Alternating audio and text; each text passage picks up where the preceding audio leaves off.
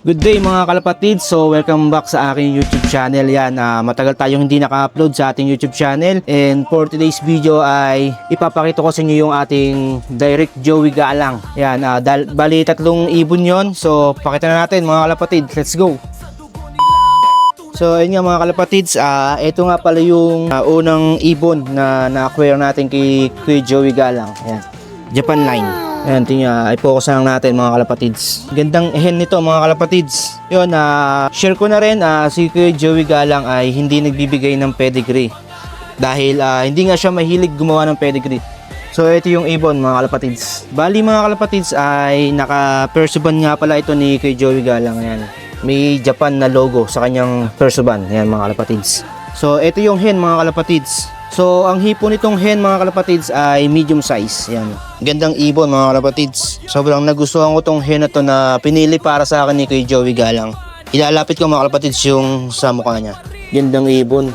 And strong back to mga kalapatids. Tapos yung katawan naman mga kalapatids ay saktong-sakto lang. Apple body na medyo bangkain mga kalapatids. Yan. Gandang ibon. Focus natin yan. So pakita ko naman yung kak mga kalapatids. So mga kalapatids, ito yung kak, kakaparis nung blue bar kanina, yung hen. So ganun din, mas gusto ko hipo nito, bangkain. Yan, focus natin. So ayan, yung pakpak mga kalapatids. Ganda ng mga pakpak. And strong back din to mga kalapatids. Yan. Tapos sa size naman ng katawan niya is medium size. So saktuhan lang din. Pero mas gusto ko yung mga bangkain mga kalapatids para sa mga long distance. Yan, gandang ibon. Ito yung sa eyesight niya mga kalapatids. Focus natin.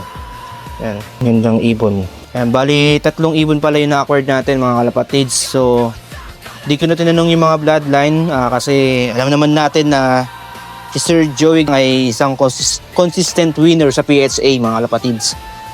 Yan. Bali yung first clutch nito mga kalapatids, papakita ko mamaya, pang-e-entry natin sa Alegre One Low Praise. Then yung second clutch naman is para sa kalapatids One Low Praise mga kalapatids. Yan. So ayun, bali kakabalik ko lang uli mag-vlog kaya medyo hindi pa uli sanay. Yan. Dahil tayo nga pala yung cameraman at editor ni Sir Jaime Lim. Yan mga kalapatids. So subaybayan po natin ng YouTube channel ni Sir Jaime Lim na Jaime Lim Advanced Hobbyist Breeding. Yan, sa YouTube channel. Bali, ang guest namin kahapon is yung mga vlogger ng Kalapatids Oil, pati sila Sir Ronald. Yan. Supportahan po natin ng Kalapatids One Low Praise mga kalapatids. Yan. Pakita ko rin sa inyo yung last bird na na-acquire natin kay Sir Joey Galang. Yan. So, ito yung last bird mga kalapatids. Related sa two-time lap winner sa PHA ni Kuya Joey Galang. Yan. Focus muna natin mga kalapatids. Gandang ibon, no? Ayan. So bali nakabreed to ngayon mga kalapatids. Shinare ko lang kasi magbablog na nga uli ako. Ayan.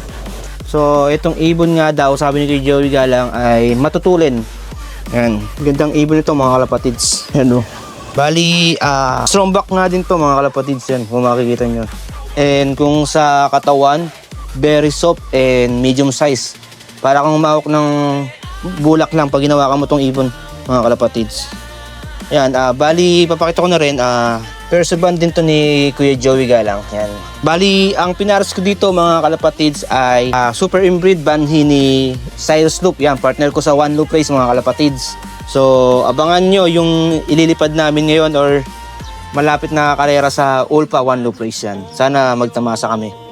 And also, ayan, pinaghahandaan nga natin yung Alegre One Loop Race and yung Kalapatids One Low Praise yan.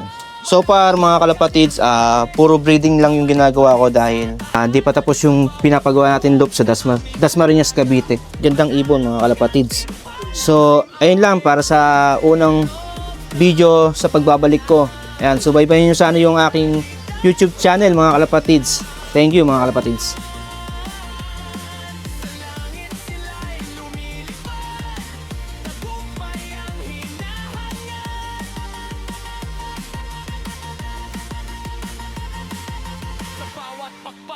Na kumakaway, pangalan namin ay tatatak, Prime Aure, Ate Loft, magpakailanman, kampeon sa kalangitan.